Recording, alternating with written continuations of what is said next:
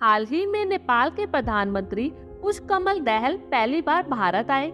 इस दौरान उन्होंने पीएम मोदी के साथ बहुत सारे मुद्दों पर खुलकर बात की। साथ ही साथ उन्होंने भारत के सामने एक बड़ी शर्त रखी, जिसने भारत के पीएम को भी परेशानी में डाल दिया, क्योंकि ये पूरा मुद्दा गोरखा रेजिमेंट के इर्द गिर्द घूमता है। बता दें कि भारत की गोरखा रेजिमेंट में 44 बटालियन मौजूद हैं और इसमें जितने भी जवान अपॉइंट किए जाते हैं उसमें 60% युवा नेपाल के होते हैं। 2022 में भारत सरकार द्वारा एक अग्निपथ स्कीम को लॉन्च किया गया था, जिसके जरिए आर्म फोर्सेस में होने वाले युवाओं की भर्ती और उनके रिटायरमेंट प्रोसेस को बदला जाना था।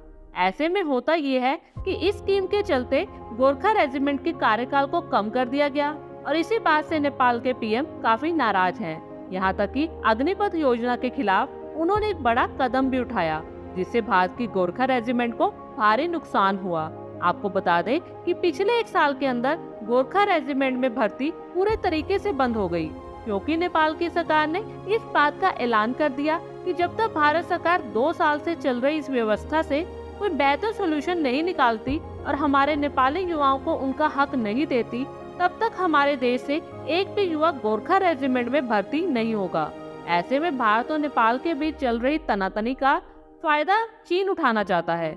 वो चाहता है कि गोरखा रेजिमेंट में नेपाल के जो युवा भर्ती होते हैं वो चीन की सेना में भर्ती हो जाएं और इसके लिए चीन नेपाल को कई सारे लालच यानी डेवलपमेंट प्रोग्राम्स और डील्स दे रहा है। अगर ऐसा होता है तो बरसों पुराने गोरखा रेजिमेंट पर भारी असर पड़ेगा। वहीं दूसरी तरफ भारत और नेपाल के रिश्ते भी खराब होंगे। अगर नेपाल के अंदर चीन की इन्वॉल्वमेंट किसी भी तरीके से बढ़ी तो भारत की सिक्योरिटी से रिलेटेड टेंशंस बढ़ जाएंगी। इसलिए अब भारत को ये समझ नहीं आ रहा कि वो नेपाल की शर्त को माने या नहीं, जबकि नेपाल भी इस बात को बखूबी जानता है कि भारत के ऊपर चीन की तलवार लटक रही है।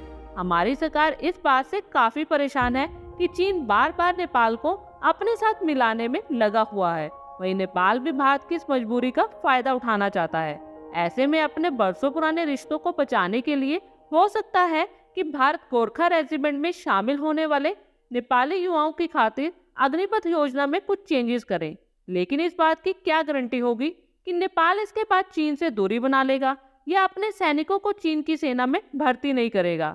इस बारे में नेपाल की कोई भी स्टेटमेंट सामने नहीं आई है और फिलहाल भारत ने भी कोई फैसला नहीं लिया है। आप लोगों को क्या लगता है कि भारत सरकार को गोरखा रेजिमेंट के लिए अग्निपथ स्कीम में कुछ बदलाव करने चाहिए या नहीं? आप अपनी राय कमेंट बॉक्स में शेयर करें और आगे भी इसी तरह के अपडेट्स के लिए हमारे चैनल को जरूर सब्सक्राइब करें। धन्यवाद।